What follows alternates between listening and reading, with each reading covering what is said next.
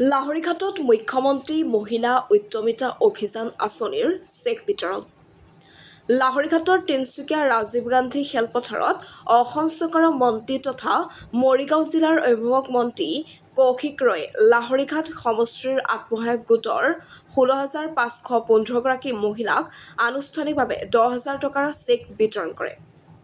Check বিতৰণী সভাত মন্ত্ৰী কৌশিক ৰয়, মৰিগাঁও জিলা আয়ুক্ত, জ্যেষ্ঠ আৰক্ষী অধীক্ষকৰ লগতে বিজেপি নেতা কৰ্মীসকল উপস্থিত থাকে।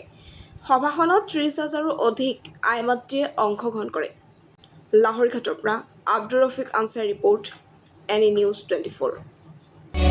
ইন্দ্ৰ হিমাচল যমুনা গঙ্গা উচ্চল জলধি তরঙ্গা তব শুভ নামে জাগে তব শুভ আশিষ মাগে গাহে তব জয় গাথা জন গণ মঙ্গল দায়ক জয় হে ভারত ভাগ্য বিধাতা। 10,000 টাকার চেক দতিয়ালবৰী গাঁৱৰ পাৰ্বিনা ইয়াসমিন। ইয়াৰ পিছতে শিখাৰাণী ডেকা, তিনিচুকীয়া মাহমৰা গাঁৱৰ শিখাৰাণী ডেকা। মঞ্চলৈ স্বাগতম জনাইছো ৰেখামণি পাটৰ, জলকীয়াবৰী গাঁৱৰ জলকীয়াবৰী লাহতি আত্মসহায়ক গোটৰ ৰেখামণি পাটৰ। মঞ্চলৈ স্বাগতম জনাইছো কৃষ্ণা দেৱ ৰয়, মৈৰাবাৰী গাঁৱৰ কৃষ্ণা দেৱ ৰয়, মৈৰাবাৰী সন্তোষী আত্মসহায়ক গোটৰ। এইবাৰ মঞ্চলৈ স্বাগতম জনাইছো পিংকুমণি ডেকা, কাঠানি গাঁৱৰ পুষ্পাঞ্জলি আত্মসহায়ক গোটৰ পিংকুমণি ডেকা। এইবাৰ মঞ্চলৈ স্বাগতম জনাইছো আয়েশা বেগম, কলমবাৰী পৰি আত্মসহায়ক গোটৰ এয়া আয়েশা বেগম। আজি আমি 10,000 টকা চেক পাই আমাৰ বহুত ভাল লাগিছে আৰু মুখ্যমন্ত্ৰী ডাঙৰীয়াক আমি ধন্যবাদ জ্ঞাপন কৰিছোঁ, যিহেতু আমাক সৰুৰ পৰা আমাক ডাঙৰ হ'বলৈ তাৰমানে তেওঁ এটা আমাক এটা সৰু ষ্টেপ দিছে।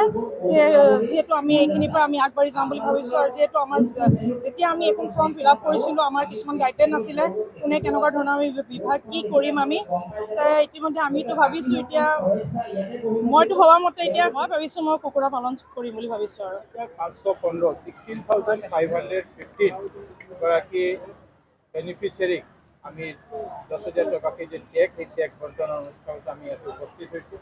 আমি ইয়াতে এইটো আৰম্ভ কৰিছোঁ আৰু মাননীয় মুখ্যমন্ত্ৰী ডাঙৰীয়াই যেনেকৈ প্ৰতিশ্ৰুতি দিছিলে যে আমি অসমৰ 30 লাখ বেনিফিচিয়াৰীক, 30 লাখ আত্মসহায়ক গোটৰ সদস্যসকলক আমি এই ধন 10,000 টকাকৈ আমি দিম, যাতে তেওঁলোকে নিজক আত্মনিৰ্ভৰ কৰিব পাৰে, স্বাৱলম্বী হ'ব পাৰে। ফাৰ্ষ্ট ইনষ্টলমেণ্ট হিচাপে 10,000 টকাকৈ দিয়া যি ব্যৱস্থা, এইটো আমি আৰম্ভ হৈছোঁ।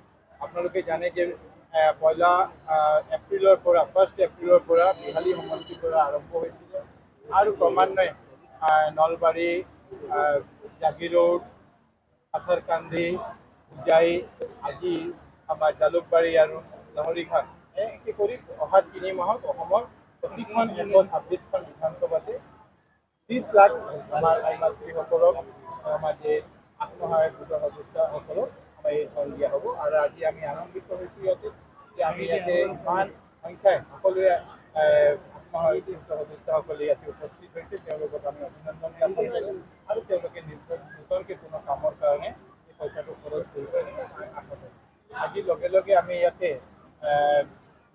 জিলা আয়ুক্তৰ যে কাৰ্যালয় লাহৰীঘাট, এইটোৰো আমি আধাৰশিলা স্থাপন কৰিছোঁ।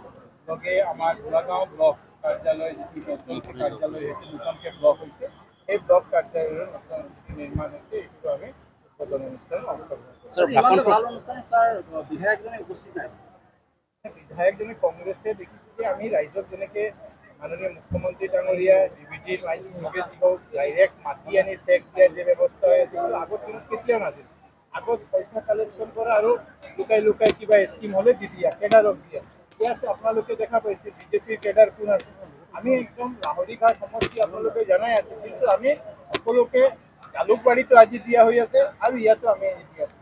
সেইকাৰণে বিধায়কগৰাকীটো ভাল পোৱা নাই, কংগ্ৰেছো ভাল পোৱা নাই, বিধায়কগৰাকীও ভাল পোৱা নাই।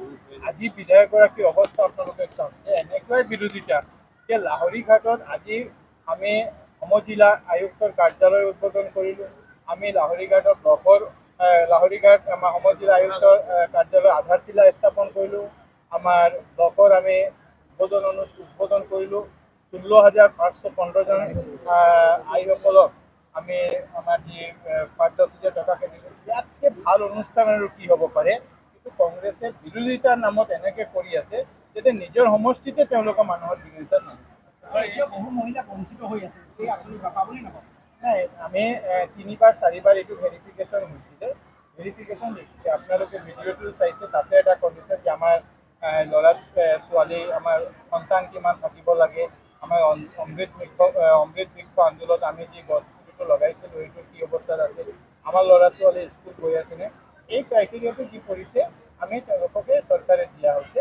আৰু এজন দুজনক 30 লাখ আই মাতৃসকলৰ মানে আত্মসহায়ক গোটৰ সদস্যসকলক ৰাজ্য চৰকাৰে লাহৰীঘাটত আপোনাৰ কংগ্ৰেছ যিমানে কাম নকৰক কংগ্ৰেছে জিকিব সেইটো দাবী কৰিছে। কোনে জিকিব সেইটো লৈ আমাৰ কথা হ'ল যে আমি সমাজখন আগুৱাই লৈ যাব লাগে। আমাৰ অসমক আগুৱাই লৈ যাব হ'লে, অসমক ডেভেলপমেণ্ট কৰিবলৈ লাহৰীঘাটলৈ ডেভেলপমেণ্ট কৰিব লাগিব। সেই মানসিকতা মাননীয় মুখ্যমন্ত্ৰী আছে, সেই মানসিকতা ভাৰতীয় জনতা পাৰ্টীৰ চৰকাৰে আছে যে আমি লাহৰীঘাট বাদ দি অসমক আগুৱাই লৈ যাব নোৱাৰোঁ। সেইকাৰণে সেই মানসিকতাৰে আমি কাম কৰি আছোঁ। আৰু কংগ্ৰেছৰ কি মানসিকতা আছে আপোনালোকে গমেই পায়। কংগ্ৰেছৰ লাহৰীঘাট লাহৰীঘাট আসন আমি আসনৰ কাৰণে দিয়া নাই। আমি 126খন আসনতে আমি দি আছোঁ। 126খন আসনতে যেতিয়া কোনো নিজিকে একেবাৰে এখন পাৰ্টি একটা পাৰ্টি নিজিকে, কিন্তু আমি গোটেইখন সমষ্টিতে কোন হিন্দু, কোন মুছলিম, কোন খ্ৰীষ্টিয়ান, কোন কি ভাষা-ভাষী সেইটো আমি বিৰোধিতা কৰা নাই। আত্মসহায়ক গোট তেওঁলোকৰ সদস্যসকলক দিয়া দিব। Thank you sir.